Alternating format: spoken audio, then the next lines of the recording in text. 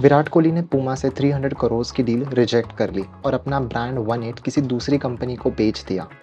Internet पे सबको ये लग रहा है कि विराट कोहली ने ये क्या कर दिया, लेकिन स्पोर्ट्स के वर्ल्ड में ये एक मास्टर स्ट्रोक है and I will tell you why. But exactly Virat Kohli ने ऐसा क्यों किया? एक्चुअली पूमा के साथ विराट कोहली का 8 साल का कॉन्ट्रैक्ट था और 8 साल का कॉन्ट्रैक्ट खत्म होने के बाद पूमा ने विराट कोहली को एक रिन्यूअल कॉन्ट्रैक्ट ऑफर किया फॉर 300 करोड़। लेकिन विराट को अब सिर्फ ब्रांड का फेस नहीं लेकिन ब्रांड ओनर भी बनना था, इसलिए उन्होंने अपना जो ब्रांड था 18 वो एक ऐसी कंपनी को बेच दिया जो ऑलरेडी मैन्युफैक्चरिंग एंड रिटेल में सबसे बेस्ट है, द अजीलिटस स्पोर्ट्स। एंड उस कंपनी में 40 करोड़ इन्वेस्ट करके 2% की ओनरशिप भी रख ली, मतलब उस कंपनी का वैल्यूएशन ऑलरेडी 2000 करोड़ से ज़्यादा है।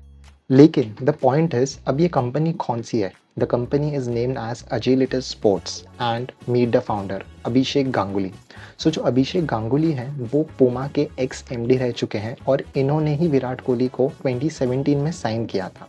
अजीलिटस स्पोर्ट्स एक वर्टिकली इंटीग्रेटेड बैंड है जिसे हाल ही में नेक्सस वेंचर पार्टनर्स और रेन मैटर से 225 करोड़ की फंडिंग भी मिली है। इस पर्टिकुलर ब्रांड ने मोचिको शूज़, जो एक पर्टिकुलर मैन्युफैक्चरिंग ब्रांड है, इस कंपनी को भी रिसेंटली एक्वायर किया है। मोचिको शूज़ बेसिकली बड़े ब्रांड्स जो ग्लोबल ब्रांड्स हैं उनके लिए शूज़ मैन्युफैक्चर करता है, जैसे कि Puma and Nike. So in short अगर हम बात करें तो फैक्ट्री से लेकर रिटेल तक अजीलिटस स्पोर्ट्स का पूरा कंट्रोल है। नॉर्मली लाइसेंसिंग मॉडल में 5000 का जो शू है वो इन्हें पड़ता है 1500 का बनाने के लिए कोई भी दूसरी कंपनी को, लेकिन क्योंकि इनका एक इन हाउस सेटअप है इसलिए वही सेम जूता इन्हें पड़ता है सिर्फ 1200 में, जिससे जो प्रॉफिट मार्जिन है वो बढ़कर 45% तक पहुंच जाता है। साथ ही इनकी जो मैन्युफैक्चरिंग क्वालिटी है एंड जो प्रेसिशन इन्होंने अपने प्रोडक्ट्स में बिल्ड किया है वो कम्प्लीटली ऑसम है। रिसेंटली ये कोलैबोरेशन के बाद इन्होंने टेस्ट रेड स्नीकर्स लॉन्च की है और दूसरे प्रोडक्ट्स भी लॉन्च किए, लेकिन this product is in the limelight everywhere.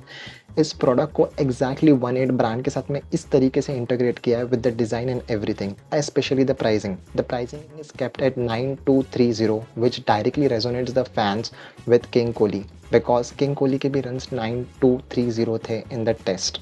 Overall Kohli का विजन सिर्फ रॉयल्टी लेना नहीं है बल्कि इंडिया का एक ऐसा ग्लोबल ब्रांड बनाना है जो नाइकी और पूमा के साथ compete कर पाए। तो क्या लगता है आपको, अजीलिटस स्पोर्ट्स नाइकी और पूमा जैसे ग्लोबल ब्रांड्स को टक्कर दे पाएगा? Do let me know in the comment section.